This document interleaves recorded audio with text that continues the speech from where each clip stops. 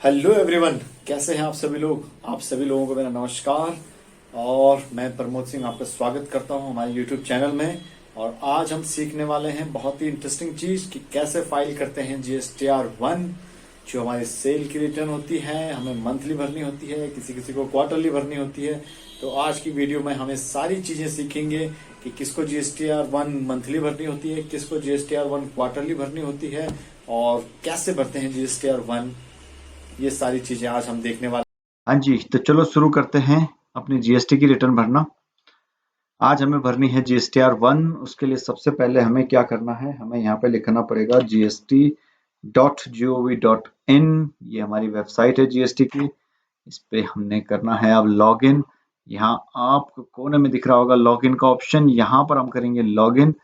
यहाँ पर हमें डालने हैं अपनी यूजर आईडी और पासवर्ड। ये है हमारी यूजर आईडी पासवर्ड, आपने अपनी अलग अलग बनाई होती है। ओके, इसमें हम डालेंगे कैप्चा और उसके बाद हम करेंगे इसको लॉगिन। तो उसके बाद देखिए हमारे सामने ये दिखा भी रहा है सामने कि GSTR 1 या IFF जो इनवॉइस फर्निशिंग फैसिलिटी है वो हमने अगस्त तक हमारी कंप्लीट हो चुकी है और हमें सितंबर की फाइल करनी है। आज सितंबर की फाइल करने की लास्ट डेट है। तो देखिए इसमें दिखा देता है सितंबर टू बी फाइल्ड, और GSTR 3 भी हमें सितंबर की टू बी फाइल्ड अभी फाइल करनी है। तो चलिए आज शुरू करते हैं। हमें भरनी है GSTR 1। हम सबसे पहले जैसे अभी डैशबोर्ड पे हैं, सबसे पहले हम क्लिक करेंगे रिटर्न डैशबोर्ड पे। जीएसटी की साइट पे लॉगिन करने के बाद, जीएसटी की पोर्टल पे लॉगिन करने के बाद उसके बाद हम सेलेक्ट करेंगे फाइनेंशियल ईयर। अभी हमारा फाइनेंशियल ईयर चल रहा है 22-23, 2022-23। उसके बाद हमें भरनी है सितंबर की, तो सितंबर के लिए रहेगा Q2। और उसके बाद हमें यहाँ पे पीरियड सेलेक्ट करना है और हमारा पीरियड है सितंबर का। उसके बाद करेंगे यहाँ पे सर्च। अब देखिए ये हमारी रिटर्न है, detail of outward supplies of goods और सर्विसेज। तो हमें यही फाइल करना है, आज GSTR 1 फाइल करना है। जैसे हमने अभी बात की भी थी कि हमें GSTR 1 फाइल करनी है आज। 11/10/2022 लास्ट डेट दिखा रहा है, तो आज 10 तारीख है। तो हमें ये फाइल करना है आज ही।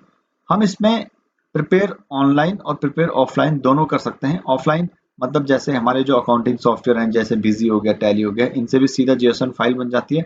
अब तो डायरेक्ट वहां से भी अपलोड हो जाती है, पर हमें थोड़ा बारीकी से सीखना है, थोड़ा बेसिक से सीखना है। तो हम क्या करेंगे, प्रिपेयर ऑनलाइन करेंगे, एक एक रिकॉर्ड डालकर देखेंगे, तब हमें ज्यादा अच्छे से समझ आएगा। तो अभी हम करेंगे यहाँ पे प्रिपेयर ऑनलाइन। प्रिपेयर ऑनलाइन करने के बाद देखिए हमारे पास ये सामने फॉर्म खुल जाता है।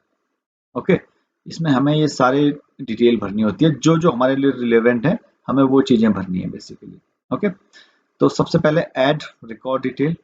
सबसे पहले आप देख रहे होंगे 4A 4B 6B 6C B2B SEZ, ये सारी चीजें हैं यहाँ पे। डीम्ड एक्सपोर्ट इनवॉइसेस, ये सारे हैं। यहाँ पर हमें बेसिकली भरना है taxable outward supplies made to registered person. जितने भी आपने रजिस्टर्ड बंदे को जिसका GST नंबर है, उनको जो भी सप्लाईज की हैं वो आपको यहाँ पे भरनी होती है।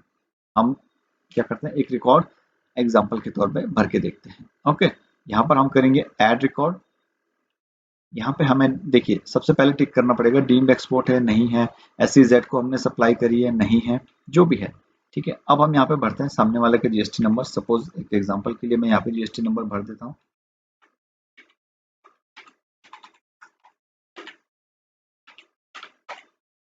जैसे ही मैं इसमें टैप करूंगा तो अपने आप इसने कंपनी का नाम दिखा दिया जिसका GST नंबर है। इससे हमें रीचेक भी हो जाता है कि हमने GST नंबर सही डाला है कि नहीं डाला। इसमें हम डालेंगे invoice number. Suppose invoice number मैं 1 डालता हूँ। इनवॉइस डेट में कुछ भी डाल देता हूँ, 30 सितंबर 2022 डाल देता हूँ, क्योंकि हम सितंबर की भर रहे हैं। टोटल इनवॉइस वैल्यू, इसमें हमें डालनी है total invoice value including tax. Okay, अब हमें यहाँ पे क्या करना है, इसका थोड़ा सा देखिए टैक्सेबल वैल्यू अलग करनी है और टैक्स का अमाउंट अलग करना है। हम एज्यूम करते हैं 5% वाली आइटम थी, 100 रुपए इसमें टैक्सेबल वैल्यू था, 5% इसमें टैक्स लगेगा, तो 5 रुपए के हिसाब से 5% के हिसाब से 5 रुपए टैक्स हो गया। टोटल वैल्यू 105 बन गई। उसके बाद हम इसको सेव कर देंगे यहाँ से। ओके, सेव करने के बाद हमारा रिकॉर्ड सेव हो जाएगा, और अभी हमें रिकॉर्ड सेव करना नहीं है। ओके, उसके बाद देखिए ये है B2C लार्ज। B2C का मतलब होता है आप अनरजिस्टर्ड बंदे को जो भी सेल कर रहे हो वो आपको यहाँ पे भरनी है। और लार्ज इनवॉइसेस हैं ये। देखो जब आपके इनवॉइसेस जो है ना, इनवॉइसेस की वैल्यू 2.5 लाख से ज्यादा होगी तब आपको B2C लार्ज इनवॉइसेस में भरने हैं। अगर 2.5 लाख से कम है तो आपको सिर्फ B2C अदर्स में भरने हैं। ओके, यहाँ पे आपको एक्सपोर्ट इनवॉइसेस की डिटेल डालनी है। अगर आपने इंडिया से बाहर माल बेचा है तो उसकी डिटेल डालनी है। अगर आपने कोई ऐसी सप्लाईज करी है जिस पे जीएसटी नहीं लगता है, जो जीएसटी के दायरे में नहीं आते या निल रेटेड हैं, एग्जेम्प्ट है जीएसटी से, ठीक है, उसकी डिटेल आपको यहाँ पे भरनी पड़ेगी। ये आपको क्रेडिट और डेबिट नोट, अगर आपने कोई भी क्रेडिट नोट और डेबिट नोट इश्यू किया हुआ है रजिस्टर्ड टैक्स पेयर को, तो वो आपको 9B में भरना है। ओके, इस वाले कॉलम में आपको देखियो यहाँ पे साफ साफ लिखा भी है क्रेडिट डेबिट नोट रजिस्टर्ड। अगर आपने रजिस्टर्ड बंदे को कोई इश्यू करे हुए हैं तो आपको इस यहाँ पे भरना है।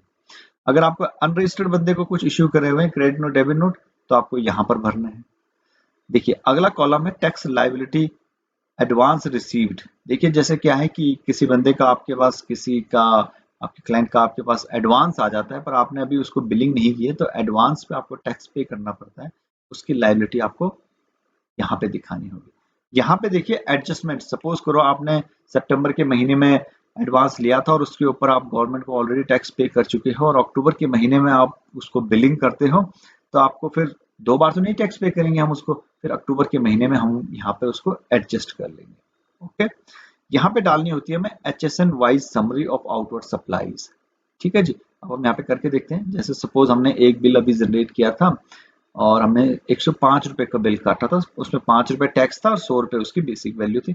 यहाँ पे सबसे पहले HSN कोड, मैं कोई भी HSN कोड डाल के देख लेता हूँ। इसने आइटम दे दी अपने आप की, ठीक है। यूपीसी सपोज मैं डजन में डाल देता हूँ। हमने कितने डजन उसमें माल था, हम कहते हैं जी 1 डजन माल था। टैक्सेबल सप्लाई कितनी थी, 5 रुपए की, और टैक्स रेट कितना था, 5%। आईजीएसटी कितना था, मैं कहता हूँ पूरा का पूरा आईजीएसटी था। हम इसको ऐड कर देंगे। ओके, फिर ये हमारा HSN समझी हो जाएगा। ओके, अभी हम इसको सेव नहीं कर रहे हैं खाली। ओके, जैसे हमारा डेटा सेव हो जाएगा हम करेंगे generate summary. Okay, generate summary, इसके बाद हमारी समरी जनरेट हो जाएगी और उसके बाद हम आगे करेंगे proceed to file. Okay, proceed to file में देखिए हमारे सामने पहले पूरी की पूरी कंसोलिडेटेड समरी आ जाएगी। ये कितनी हमने रजिस्टर्ड पर्सन को आउटवर्ड सप्लाईज हमारी हैं, कितना हमने रिवर्स चार्ज में है, और अनरजिस्टर्ड बंदे को हमारी क्या सप्लाईज हैं, एक्सपोर्ट हमने कितना किया है, SEZ जो यूनिट होती हैं उनको हमने क्या सेल करी है। ओके, नील रेटेड हमने कितनी सप्लाई करी है। ये सारा आपके पास एक बार समरी आ जाएगी, आप इसको चेक भी कर सकते हैं। ओके, उसके बाद हमें करना होता है फाइल स्टेटमेंट। अब हम करेंगे फाइल स्टेटमेंट। आप करोगे सिंपली इस पे क्लिक और ये आपको टिक करना पड़ेगा और अपना नाम सेलेक्ट करेंगे। ओके, उसके बाद फाइल विद EVC, OTP आएगा आपके पास, आप यहाँ पे OTP आएगा, आपको OTP यहाँ पे सबमिट करना है। दैट्स इट, OTP यहाँ पे डाल के आपको वेरीफाई करना है। ओके, ये, और हम इसमें एक छोटी सी चीज और सीखते हैं इसी के साथ। देखिए अभी हम यहाँ पे थे, हम डैशबोर्ड पे फिर से आते हैं शुरू से।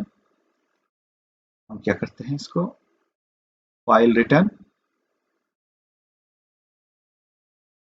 पीरियड हमें सेलेक्ट करना था, फाइनेंशियल ईयर सही है, हमें क्वार्टर सेकंड क्वार्टर है जुलाई से सितंबर का, और पीरियड हमारा सितंबर है। हम करते हैं GSTR1, हमें करना है ऑनलाइन। ओके, हम यहाँ पे कर सकते हैं फाइल नील GSTR1। अगर हमारे पास कोई सप्लाई नहीं है, कोई बिल नहीं है हमारा कटा हुआ, जैसे हमारा नहीं कटा हुआ है, तो हम करेंगे फाइल नील GSTR1। हम यहाँ पे करेंगे फाइल स्टेटमेंट, और ये हम ऑलरेडी इसको पहले सेव कर चुके हैं तो इसलिए ऐसा दिखा रहा है। ओके, तो हम क्या करते हैं, हम पहले सेव कर चुके हैं, हमें ये वैसे ही फाइल करनी पड़ेगी। ओके, इसको हम करेंगे फाइल स्टेटमेंट। तो मैंने आपको बताया हमें डिटेल कैसे भरनी है और उसके बाद हमें नील GSTR1 कैसे भरनी है, उसमें हमें सिंपली क्लिक करना है। इसमें हम डालेंगे यहाँ पे OTP।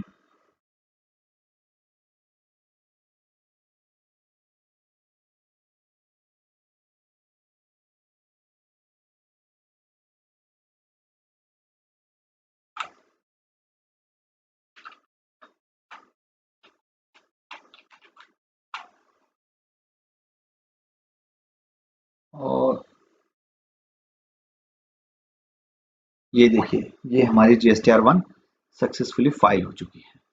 ओके, ये हमारे पास मैसेज भी आ गया है। ओके, ARN नंबर भी हमारा जनरेट हो गया है, हमारा ARN नंबर है। और अब हम डैशबोर्ड पे जाके देख सकते हैं कि हमारी GSTR1 फाइल हुई या नहीं हुई। यहाँ पर